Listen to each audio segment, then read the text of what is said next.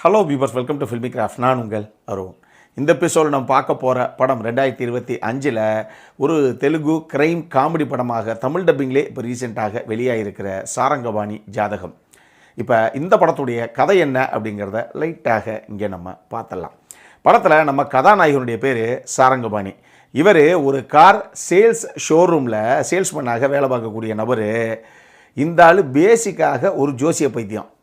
இந்த ராசி பலன் அது இது எல்லாத்தையும் பார்த்து அதுக்கு ஏற்ற மாதிரி தான் அன்றைக்கி நாளே நமக்கு நடக்கும் அப்படின்னு ரொம்ப தீர்க்கமாக நம்பக்கூடிய ஒரு நபர் இவர் எங்கே வேலை பார்க்குறாரோ அதே ஷோரூமில் இவருக்கு மேனேஜராக இருக்கக்கூடிய நபர் தான் படத்துடைய கதாநாயகி. படத்துடைய ஆரம்பத்திலேயே அவங்க இவர்கிட்ட காதலை ப்ரப்போஸ் பண்ணி கடைசியாக இவரும் ஆஹா ஊரே பார்த்துக்கிட்டு இருக்கு இந்த பொண்ணு, கடைசியாக அந்த பொண்ணே வாலண்டியராக நம்மக்கிட்ட லவ் சொல்லுதே ஓகே அப்படின்னு சொல்லி இவரும் அக்செப்ட் பண்ணிக்கிறாரு. இப்போ இதில் மேட்ரு என்னென்னா, நம்ம கதாநாயகன் எந்த அளவுக்கு ஒரு ஜோசிய பைத்தியம் அப்படின்னு பார்த்திங்கன்னா, காலையில் எந்திரிச்சவனே நியூஸ் பேப்பர்லேருந்து ஃபோனில் இருக்கக்கூடிய ஆப்லேருந்து ரேடியோவிலேருந்து எல்லாத்தையும் இன்றைக்கி ராசி பலன் எப்படி அப்படிங்கிறத கேட்டு தான் வீட்டை விட்டு கிளம்புவாப்பில். எவனாவது ஒருத்தன் இன்றைக்கி நீங்கள் வீட்டை விட்டு வெளியே காலை எடுத்து வச்சிங்க அப்படின்னா உங்களுக்கு வடக்க சூளம் பின்னாடி மூலம் அப்படின்ட்டேன்னு வச்சுக்க, அவ்வளோதான் அன்றைக்கி லீவை போட்டு வீட்டிலே கொடுத்துருவாப்புல. அந்த அளவுக்கு அந்த விஷயத்தில் குருட்டுத்தனமாக நம்பக்கூடிய ஒரு நபர் அவர்.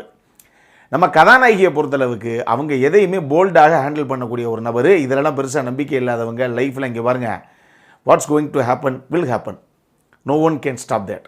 அப்படி அந்த லெவல்லே நீங்கள் லைஃப்பை பாருங்கள், தேவையில்லாமல் போட்டு மனசை குழப்பிக்காதீங்க அப்படின்னு ஒரு ஆட்டிடியூட் இருக்கக்கூடிய ஒரு நல்ல படித்த பொண்ணு அவங்க. ரெண்டு பேருமே தன்னுடைய காதலை வீட்டில் சொல்லிடுறாங்க. ரெண்டு வீட்லேயும் இந்த காதலை அக்செப்டும் பண்ணிக்கிறாங்க. ரெண்டு பேர்த்துக்கு நிச்சயதார்த்தம் எல்லாம் ஏற்பாடு பண்ணப்படுது. இப்போ நம்ம கதாநாயகன் இருக்காப்லையே இவரோட ஃப்ரெண்டோட ஒரு பார்ட்டி கொண்டு போகிறாரு. அங்கே ஜிகி அப்படின்னு சொல்லி ரொம்ப ஃபேமஸான ஒரு அஸ்ட்ராலஜர், ஜோசியக்காரர். அவரை மீட் பண்ணுறாப்புல. அந்த ஆள் வேர்ல்டு ஃபேமஸ்ஸு அப்படிங்கிற லெவலில் அந்த ஆள் சொன்னாலே நடக்கும் அப்படிங்கிற ஒரு நம்பிக்கை எல்லா இடத்துலையும் இருக்குது. இன்றைக்கி தான் ஊருக்கு இன்ஃப்ளூயன்ஸ் இருக்காங்களே, அவங்க சொன்னால் அதை நம்பி தானே ஆகணும் நம்ம. ஓகே அவங்க சொன்னால் கரெக்டாக தான் இருக்கும், அந்த இடம் நல்லா தான் இருக்கும், அங்கே சாப்பாடு நல்லா தான் இருக்கும் அப்படிங்கிற அளவுக்கு தான் இன்றைக்கி எல்லாம் நம்ப ஆரம்பிச்சிட்டோமே. அந்த மாதிரி இந்த ஆள் ஜோசியம் சொன்னாலே கன்ஃபார்மாக அது நடக்கும் அப்படின்னு ஒரு மிகப்பெரிய அளவில் நம்பிக்கை எல்லாருக்கிட்டையும் இருக்குது. அப்படி நபரை பார்த்து நம்ம கதாநாயகன் எங்க உன் கையை காமிங்க அப்படின்னு சொல்லி அந்த ஆள் பார்த்துட்டு சே வேறு லெவலில் வாழ்வியப்பா நீ, அற்புதமாக இருக்கே உன் லைஃபு அப்படின்னு சொல்கிற அந்த நபர் கடைசியாக ஆனால் இந்த விஷயம் அப்படின்னு ஒரு மிகப்பெரிய கடப்பாரியை தூக்கி கதாநாயகன் லைஃபுக்குள்ளே இறக்கிறார். அப்படி உண்மையாக அவர் என்ன தான் சொன்னார், இப்போ இதுக்கப்புறம் கதாநாயகன் என்ன தான் செஞ்சார் அப்படிங்கிறது தான் இந்த படத்துடைய மொத்த கதையை. இந்த படத்தை பொறுத்தளவுக்கு மோகன கிருஷ்ணா இந்திரா காந்தி அப்படிங்கிற நபர் இயக்குன ஒரு படம் தான் இது.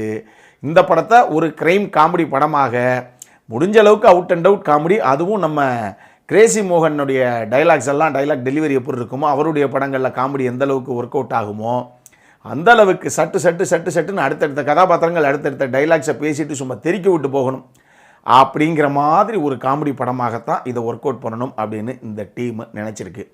நினச்சா மட்டும் போதாது இல்லையா, அதை ஸ்க்ரீனில் கொண்டு வரணும் இல்லையா. ஆனால் பயங்கர வீக்கான ரைட்டிங் இந்த படத்துக்கு, அதுதான் மிகப்பெரிய பிரச்சனையே. ஃபஸ்ட் ஹாஃப்லேயும் சரி, படம் ஆரம்பிக்கும் போதெல்லாம் சூப்பராக தான் ஆரம்பிக்கும். ஆனால் ஃபஸ்ட் ஹாஃப்லேயும் சரி செகண்ட் ஹாஃப்லேயும் சரி ஒரு சில சூப்பரான நல்ல மொமெண்ட்ஸும் இருக்குது. பயங்கர டல்லான என்னங்க படம் ஓடுது அப்படிங்கிற மாதிரி ஒரு சில மொமெண்ட்ஸும் நிச்சயமாக இந்த படத்துக்குள்ளே பல இடங்களில் இருக்கத்தான் செய்யுது. இந்த விஷயத்தை நான் இங்கே தெளிவாக சொல்லிடுறேன். பிரியதர்ஷி புலிகுண்டா தான் படத்துடைய கதாநாயகன். எப்படி மலையாளத்துக்கு பாசில் ஜோசப் இருக்காப்லையோ அந்த மாதிரி தெலுங்கு இண்டஸ்ட்ரி அப்படின்னு எடுத்துக்கிட்டிங்கன்னா ரெண்டு பேர் தான். ஒன்று பிரியதர்ஷி புலிகுண்டா, இன்னொன்று நம்ம நவீன் பாலிஷெட்டி. ரெண்டு பேருமே ஒரு ஃப்ளோவில் ரொம்ப நேச்சுரலாக அப்படியே கஷ்டப்பட்டு உருண்டு பரண்டெல்லாம் நடிக்காமல் அந்த காமெடிங்கிறது ஒரு ஃப்ளோலே வரும் இந்த ரெண்டு பேர்த்துக்கும். இந்த படத்தில் பிரியதர்ஷி புலிகுண்டா அவர் சைட்லேருந்து என்னென்ன பண்ணணுமோ எல்லாமே பண்ணியிருக்காரு. படத்தில் ரூபா கொடுவையூர் அவங்க தான் கதாநாயகியாக பண்ணியிருக்காங்க. ஹீரோவுக்கு ரெண்டு ஃப்ரெண்டு, ஒன்று வெண்ணிலா கிஷோர், இன்னொன்று ஹர்ஷா சிமுடு.